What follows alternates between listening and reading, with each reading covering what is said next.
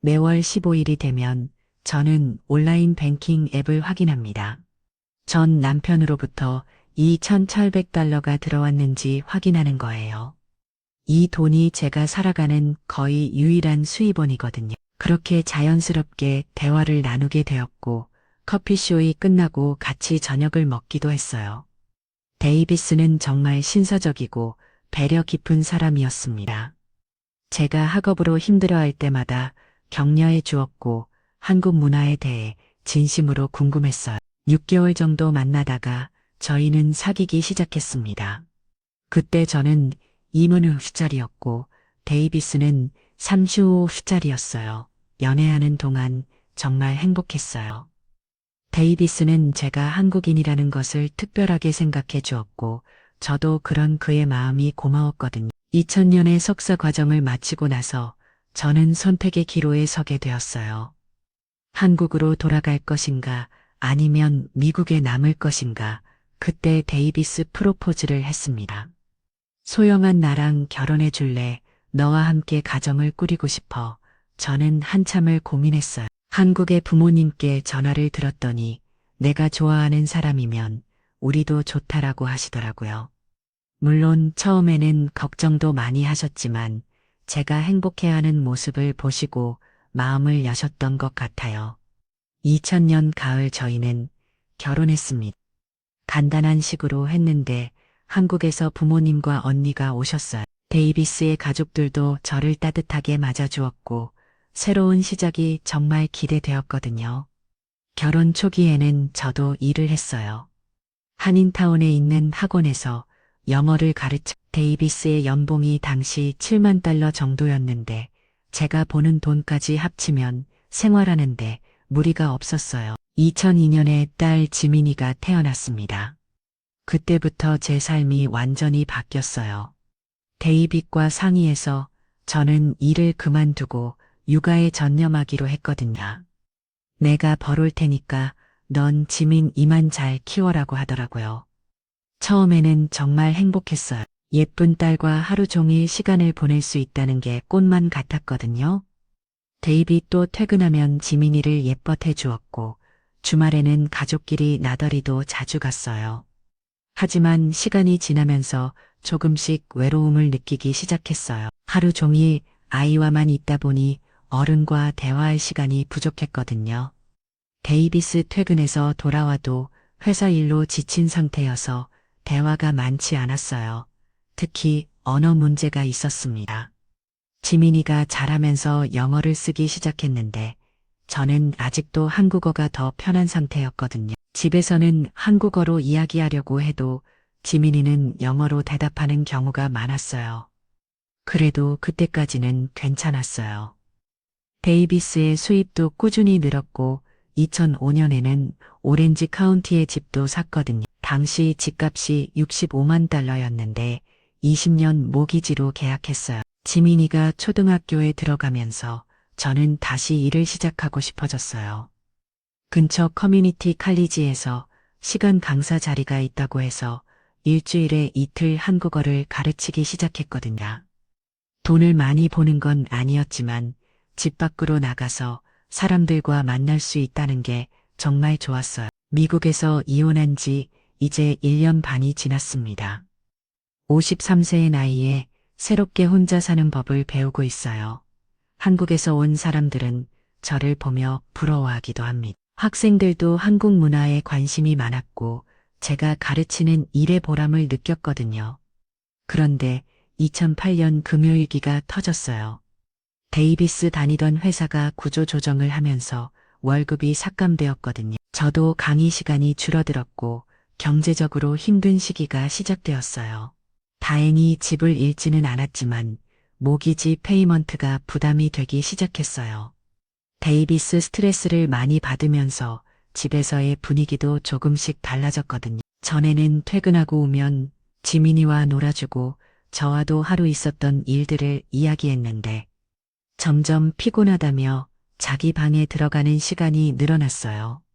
2010년 정도부터는 대화가 현저히 줄어들었습니다. 데이비스는 회사 일에만 집중했고 저는 지민이 키우는 일과 집안 일에만 매달렸어요. 부부라기보다는 그냥 같은 집에 사는 룸메이트 같은 느낌이었죠. 지민이가 중학교에 들어가면서 상황이 더 복잡해졌어요. 사춘기가 시작되면서 저와 갈등이 생기기 시작했거든요. 특히 언어 문제가 컸어요. 지민이는 완전히 미국 아이처럼 잘했는데 저는 여전히 한국적인 방식으로 키우려고 했어요. 엄마, 왜 다른 친구들 엄마처럼 못해? 왜 영어가 아직도 어색해? 지민이의 이런 말들이 가슴에 많이 아팠어요. 저는 최선을 다해서 미국 생활에 적응하려고 했는데 아이 눈에는 부족해 보였나 봐요. 데이비스에게 이런 고민을 이야기해도 지민이는 아직 어리니까 그래. 시간이 지나면 이해할 거야. 라고만 하더라고요. 구체적인 해결책을 함께 고민하지는 않았어요. 그렇게 몇 년이 더 지났습니다. 2015년 주부터는 데이빗과 저 사이에 벽이 생긴 것 같았어요.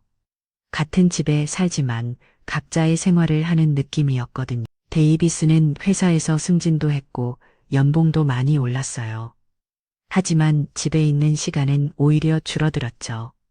주말에도 회사 일을 하거나 골프를 치러 가는 경우가 많았어요. 저는 강의 시간을 늘려서 주 3일 정도 일을 했지만 여전히 경제적으로는 데이비스에게 의존하는 상태였어요. 제가 버는 돈으로는 한 달 생활 밀도 안 되었거든요. 지민이가 고등학교에 들어가면서 저희 부부의 대화는 거의 지민이 이야기뿐이었어요. 지민이 성적이 어떻다, 대학 준비는 어떻게 한다, 그런 실용적인 이야기만 나누었죠. 2018년 어느 날 데이빗이 갑자기 이야기하더라고요. 소영아, 우리 상담을 받아보는 게 어떨까? 위자료 받으면서 편하게 사내하면서 말이에요. 하지만 실제로는 그렇게 간단하지가 않습니다. 오늘은 제가 어떻게 미국에서 이혼을 하게 되었고 위자료를 받으며 살아가는 현실이 어떤지 솔직하게 이야기해 보려고 해요. 그때서야 저도 우리 관계가 많이 틀어졌다는 걸 인정하게 되었어요. 부부 상담을 몇 달 받아봤는데 근본적인 문제들이 많이 드러났거든요. 상담사는 저희가 소통 방식이 다르다고 했어요. 저는 감정적으로 이야기하려고 하는데 데이비스는 논리적이고 실용적으로만 접근한다고 하더라고요. 또한 문화적 차이도 여전히 큰 벽이 되고 있다고 했어요. 상담을 받으면서 저는 깨달았어요. 저희가 서로를 사랑하지만 이제는 다른 방향을 바라보고 있다는 것을. 데이비스는 자신의 커리어에 집중하고 싶어 했고 저는 더 깊은 정서적 연결을 원했거든요. 2019년부터는 별거를 시작했어요. 데이빗이 집 지하실로 이사를 갔죠. 지민이에게는 아빠가 재택근무 때문에 따로 공간이 필요하다고 설명했어요. 하지만 지민이도 고등학생이니까 눈치를 챘을 거예요. 별거 기간 동안 저는 많은 생각을 했습니다. 20년 가까이 전 업주부로 살면서 저 자신을 잃어버린 것 같았어요. 누군가의 아내, 누군가의 엄마로만 살았지 김소영이라는 개인으로는 살지 못했거든요. 2020년에 코로나가 터지면서 상황이 더 복잡해졌어요. 저는 강의도 온라인으로 전환되었고 데이빗도 재택근무를 하게 되면서 같은 집에 있는 시간이 늘어났거든요. 그런데 물리적으로는 가까이 있으면서도 감정적으로는 더 멀어진 느낌이었어요. 각자 자기 일에만 집중했고 대화는 거의 하지 않았죠. 지민이가 2021년에 대학에 들어가면서 집에는 저와 데이빗만 남게 되었어요. 그때 저희는 진지하게 이혼에 대해 이야기하기 시작했습니다. 소영아, 우리 이제 솔직하게 이야기해보자. 우리가 정말 행복한가? 데이빗이 먼저 꺼낸 말이었어요. 저도 사실 같은 생각을 하고 있었거든요. 나도 그런 생각을 하고 있었어. 우리 이제 각자의 길을 가는 게 좋을 것 같. 그렇게 이혼에 대한 논의가 시작되었습니다. 다행히 저희는 원만하게 이혼하기로 했어요. 서로를 미워하거나 원망하는 건 아니었거든요. 단지 이제는 다른 삶을 살고 싶다는 거였죠. 하지만 이혼 절차는 생각보다 복잡했어요. 특히 재산 분할과 위자료 문제가 까다로웠거든요. 저는 변호사를 고용해야 했습니다. 한인타운에 있는 한국인 변호사 사무실에 갔는데 상담 미만 $300였어요. 변호사가 설명해준 내용을 들어보니 캘리포니아는 공동재산제주라서 결혼 후에 모은 재산은 반반씩 나누게 되어 있더라고요. 저희 집 시세가 그때 $220만 정도였는데 모기지 잔액이 $35만 남아 있었어요. 혹시 비슷한 상황에 계신 분들께 조금이라도 도움이 될까 해서요. 저는 1995년에 25살의 나이로 미국에 유학을 왔습니다. 당시 한국은 아직 외환위기 전이었고 저희 부모님은 중산층 공무원이셨어요. 그러니까 집순 자산이 $85만 정도였죠. 그것의 절반인 $42만 5천 제 몫이었어요. 하지만 집을 팔지 않고 대입 시 계속 살기로 했기 때문에 대입 시 저에게 $42만 5천 지급하기로 했어요. 문제는 위자료였어. 변호사가 설명하기를 캘리포니아에서는 결혼 기간이 10년 이상이면 위자료를 청구할 수 있다고 하더라고요. 저희는 23년간 결혼 생활을 했으니까 충분히 위자료를 받을 자격이 있었어요. 특히 저는 결혼 후 대부분 전업주부로 지냈고 대입 시 경력 발전을 위해 제 커리어를 포기했다는 점이 고려되었죠. 위자료 계산은 복잡했어요. 대입 시 연봉이 당시 $14만 변호사가 계산해 보니 제가 받을 수 있는 위자료가 월 $2,800에서 $3,200 사이라고 하더라고요. 저희는 월 $2,800로 합의했습니다. 기간은 15년으로 정했어요. 제가 68세가 될 때까지 받는 거죠.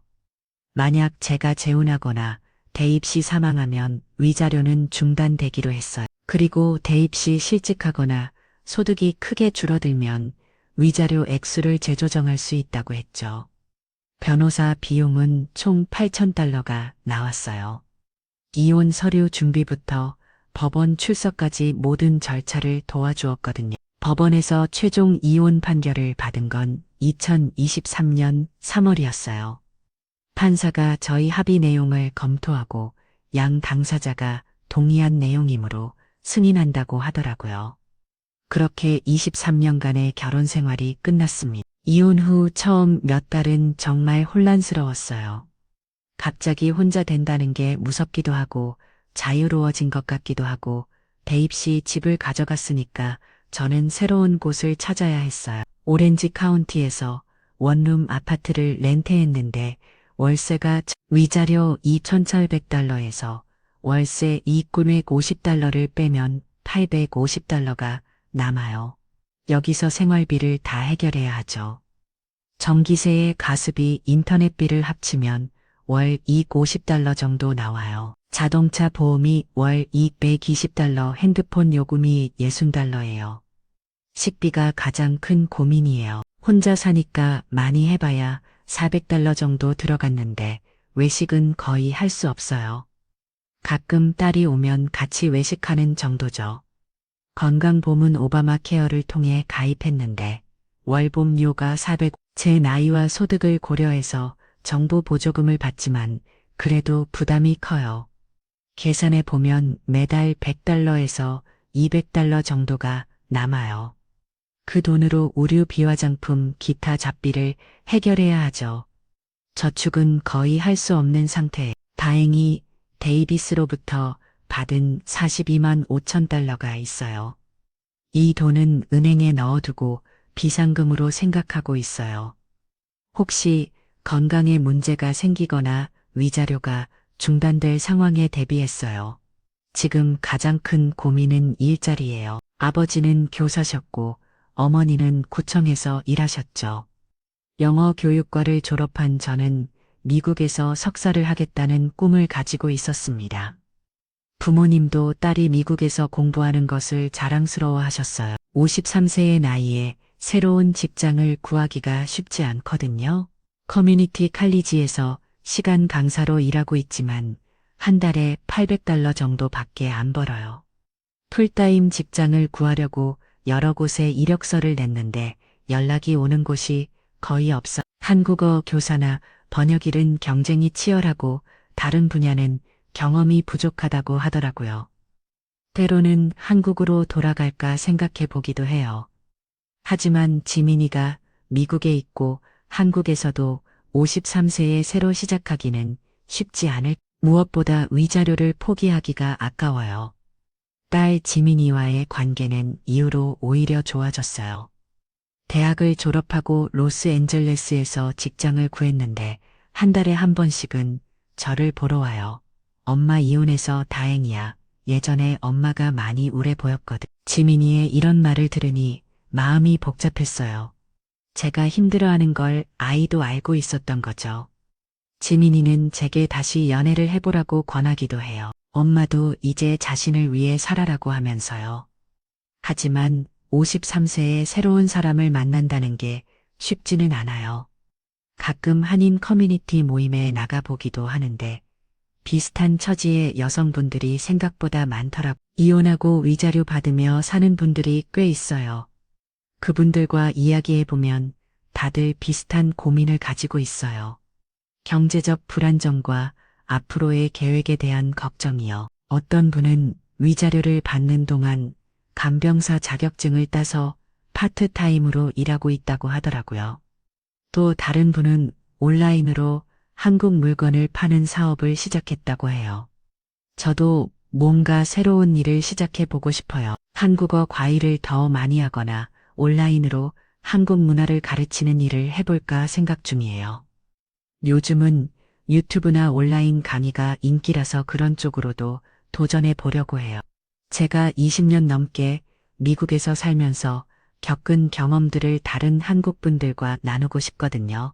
솔직히 말하면 아직도 불안해요. 15년간 위자료를 받는다고 해도 그 이후에는 어떻게 살아야 할지 막막하거든요. 소절시켜 리티를 받을 수 있을지도 확실하지 않고요. 하지만 지금은 하루하루 살아가는 것에 집중하려고 해요. 이혼 후 처음으로 저만의 시간을 가질 수 있게 되었거든요. 아침에 일어나서 커피를 마시면 창밖을 바라보는 시간, 아무도 신경 쓰지 않고 제가 좋아하는 책을 읽는 시간이 소중해요. 요즘은 운동도 시작했어요. 아파트 헬스장에서 일주일에 3번 정도 운동하는데 몸도 건강해지고 마음도 한결 가벼워진 것 같아요. 그때만 해도 미국 유학이 지금처럼 흔한 일은 아니었거든요. 로스앤젤레스에 있는 대학교에서 교육학 석사 과정을 시작했습니다. 처음에는 정말 힘들었어요. 영어는 어느 정도 한다고 생각했는데 실제 수업을 따라가기는 쉽지 않았거든요. 예전에는 가족들 챙기느라 제 건강을 돌볼 시간이 없었거든요. 새로운 취미도 생겼어요. 근처 커뮤니티 센터에서 하는 도자기 만들기 수업에 다니고 있어요. 한 달에 $80 정도 들지만 제 마음의 평화를 위해서는 꼭 필요한 투자라고 생각해요. 수업에서 만난 사람들과도 친해졌어요. 대부분 비슷한 연령대의 여성분들인데 각자 다양한 인생 이야기를 가지고 있더라고요. 이혼한 분도 있고 남편을 먼저 보낸 분도 있고 평생 독신으로 사신 분도 있어요. 그분들과 이야기하면서 깨달은 건 인생이 꼭 한 가지 길만 있는 게 아니라는 거예요. 각자의 방식으로 행복을 찾아가면 되는 거더라고요. 데뷔과도 이제는 친구 같은 관계예요. 지민이 생일이나 졸업식 같은 중요한 일이 있으면 함께 참석하기도 해요. 처음에는 어색했지만 이제는 자연스러워졌어요. 데뷔 또 새로운 사람을 만나고 있는 것 같아요. 지민이를 통해 들었는데 회사 동료와 사귀고 있다고 하더라고요. 처음에는 조금 서운했지만 이제는 그의 행복을 진심으로 바라게 되었어요. 위자료에 대한 불안감은 여전히 있어요. 매달 15일이 되면 은행 계좌를 확인하는 게 습관이 되었거든요. 혹시 돈이 안 들어오면 어떻게 하나 하는 걱정이 늘 있어요. 변호사가 설명해 주기로는 데뷔 시 위자료 지급을 연체하면 법적 조치를 취할 수 있다고 해요. 임금, 압류나 자산 동결 같은 방법이 있다고 하더라고요. 하지만 그런 일이 생기지 않기를 바라죠. 요즘은 미래 계획도 세우고 있어요. 5년 후 58세가 되면 온라인 한국어 교육 사업을 본격적으로 시작해 보려고 해요. 이미 작은 규모로 시작해서 학생이 몇 명 있거든요. 코로나 이후로 온라인 교육 수요가 늘어났어요. 특히 한국 문화에 관심 있는 미국인들이 많아졌죠. K-팝이나 드라마 때문에 한국어를 배우려는 사람들이 정말 많아요. 제가 가진 장점은 20년 넘게 미국에서 살면서 미국인들이 한국어를 배울 때 어려워하는 부분을 잘 안다는 거예요. 또 한국 문화와 미국 문화를 모두 이해하니까 효과적으로 가르칠 수 있거든요. 온라인 플랫폼도 이미 준비해 놓았어요. 줌을 이용해서 1대1 수업을 하고 있는데 학생들 반응이 좋아요. 시간당 25US$씩 받고 있는데 학생 수를 늘려서 안정적인 수입원으로 만들고 싶어요. 한국 요리 클래스도 생각해 보고 있어요. 미국인들이 한국 음식에 관심이 많잖아요. 기숙사에서 룸메이트와 지내면서 아르바이트도 하고 공부도 해야 했어요.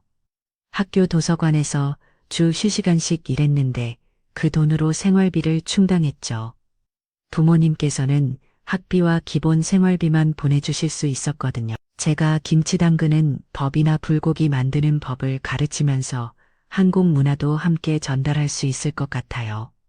아파트 단지에 살면서 이웃들과도 친해졌어요. 옆집에 사는 멕시코계 할머니는 저에게 스페인어를 가르쳐 주시고 저는 그분께 한국 음식을 만들어 드려요. 아래층에 사는 젊은 부부는 가끔 제게 컴퓨터 사용법을 알려주죠. 이런 작은 교류들이 제게는 큰 힘이 돼요.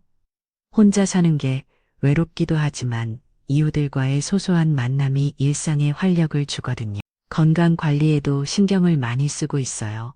정기적으로 건강 검진을 받고 치과도 6개월마다 가고 있어요.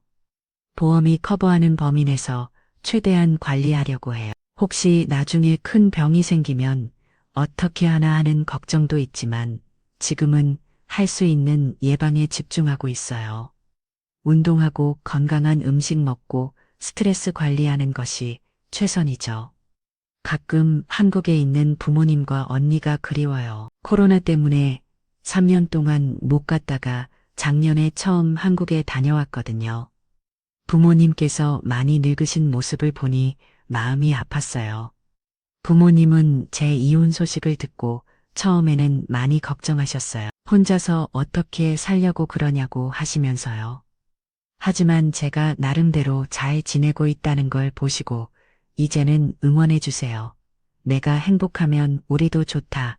건강하게만 지내라고 하시더라고요. 언니는 제게 한국으로 돌아와서 같이 살자고 권하기도 해요. 지민이도 다 컸으니까 이제 한국에서 편하게 살아, 편하게 살아라고요. 하지만 아직은 미국에서 더 해보고 싶은 일들이 있어요. 무엇보다 위자료를 받는 동안은 미국에 있어야 한국으로 이주하면 위자료에 영향을 줄 수도 있거든요. 변호사와 상의해 봤는데 단기 방문은 괜찮지만 영구 이주는 위자료 중단 사유가 될 수 있다고 하더라고요. 그래서 지금은 미국과 한국을 오가면서 사는 걸 생각하고 있어요. 1년에 한두 번 한국에 가서 부모님께 안부 인사드리고 나머지 시간은 미국에서 제 일을 하는 거죠. 최근에는 한국 대학교에서 온라인 강의 제안도 받았어요. 미국 생활 경험을 바탕으로 한국 학생들에게 영어와 미국 문화를 가르치는 강의였어요. 시간당 수당은 많지 않지만 한국과의 연결고리를 유지할 수 있어서 의미가 있다고 생각해요. 요즘 가장 큰 고민은 재혼에 대한 거예요. 지민이도 그렇고 주변 사람들도 새로운 사람을 만나보라고 권해요. 그렇게 2년을 보내고 석사 과정을 마칠 무렵 제 인생을 바꾼 만남이 있었습니다. 데이비스를 만난 건 저는 당시 대학 근처 커피쇼에서 아르바이트를 하고 있었는데 그가 단골 손님이었거든요. 산문 2살의 소프트웨어 엔지니어예요. 하지만 53세에 새로운 관계를 시작한다는 게 쉽지 않거든요. 무엇보다 위자료 문제가 걸려요. 만약 재혼하면 위자료가 중단되거든요. 경제적 안정성을 포기하고 사랑을 선택할 수 있을까요? 이런 고민을 할 때마다 복잡한 마음이 들어요. 가끔 온라인 데이팅 앱을 깔아보기도 했지만 실제로 만나지는 못했어요. 제 상황을 솔직하게 이야기하기가 어렵거든요. 이혼했고 위자료 받으며 산다고 말하면 상대방이 어떻게 생각할까 싶어서요. 한인 커뮤니티에서 소개받은 분도 있었는데 몇 번 만나다가 자연스럽게 연락이 끊어졌어요. 서로 부담스러워하는 게 느껴졌거든. 지금은 혼자 사는 것에 조금씩 익숙해지고 있어요. 외롭기도 하지만 자유롭기도 하고 불안하기도 하지만 기대되기도 하고 이런 복잡한 감정들이 제 현재 상황인 것 같아요. 딸 지민이가 얼마 전에 남자친구를 소개해줬어요. 좋은 사람 같더라고요. 지민이가 행복해하는 모습을 보니 저도 기뻤어요. 언젠가는 결혼도 하겠죠. 그때 제가 할머니가 되면 손주들에게 들려줄 이야기가 생긴 것 같아. 할머니는 53세에 새로운 인생을 시작했단다 라고 말해줄 수 있을 거예요. 요즘은 일기를 쓰고 있어요. 매일 밤 그날 있었던 일과 느낀 점들을 적어요. 나중에 책으로 만들어 볼까도 생각하고 있어요. 미국에서 이혼하고 위자료 받으며 사는 한국 여성의 이야기. 이런 제목으로요. 비슷한 상황에 있는 분들께 도움이 될 수도 있을 것 같아요. 이혼은 끝이 아니라 새로운 시작이라는 걸 제 경험을 통해 보여드리고 싶거든요. 물론 아직도 힘든 날들이 있어요. 특히 명절이나 기념일에는 외로움을 많이 느껴요. 한국의 추석이나 설날 같은 때는 가족들과 함께 있지 못한다는 게 아쉽죠. 하지만 그런 날에도 새로운 방식으로 보내려고 노력해요. 혼자서 한국 음식을 만들어 먹거나 한국 영화를 보면서 시간을 보내요. 때로는 비슷한 처지의 친구들과 함께 모이기도 하고요. 지금 제가 가장 중요하게 생각하는 건 건강이에요. 몸이 건강해야 일도 할 수 있고 미래를 준비할 수도 있거든요. 규칙적인 생활과 운동, 건강한 식단을 유지하려고 노력하고 있어요. 정신 건강도 마찬가지예요. 상담사와 정기적으로 만나서 이야기를 나누고 스트레스 관리 방법도 배우고 있어요. 명상이나 요가도 해보고 있고요. 5년 후, 10년 후를 생각하면 여전히 불안해요. 한국 문화에 관심이 많은 사람이었어요. 처음에는 그저 친근한 손님 정도로 생각했는데 어느 날 한국어로 안녕하세요 라고 인사를 하더라고요. 한국어 공부를 하고 있다면서 말이에요. 하지만 지금 이 순간에 집중하려고 해요. 오늘 할 수 있는 일들을 하나씩 해나가다 보면 분명히 길이 보일 거라고 믿어요. 위자료를 받으며 사는 삶이 완벽하지는 않아요. 경제적 불안정도 있고 사회적 편견도 있어요. 남편 돈으로 편하게 산다는 시선도 때로는 부담스럽죠. 하지만 저는 이것도 제가 선택한 삶이라고 생각해요. 23년간 결혼 생활을 하면서 제 커리어를 포기하고 가족을 위해 살았잖아요. 이제는 그에 대한 정당한 보상을 받는 거라고 생각하고 있어요. 앞으로도 계속 새로운 도전을 해나갈 예정이에요. 온라인 교육 사업을 키워서 언젠가는 위자료에 의존하지 않고도 자립할 수 있을 만큼 벌고 싶어요.